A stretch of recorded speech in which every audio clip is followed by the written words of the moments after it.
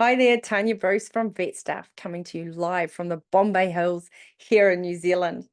I'm super excited to share an amazing opportunity for a companion animal vet in a beautiful town of the Hawke's Bay region.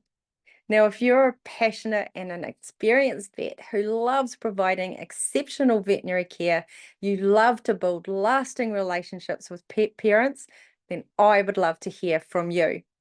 This job is full-time, so 40 hours a week within clinic opening hours, which are Monday to Friday, 8 a.m. to 5:30 p.m., plus rostered Saturday mornings from 9 a.m. to 1 p.m. The pay ranges from 90 to 120K per annum, depending, of course, on your experience. Now, this clinic is in a town nestled in the Hawke's Bay region. It is known for its stunning landscapes, boutique shops, and a vibrant community spirit.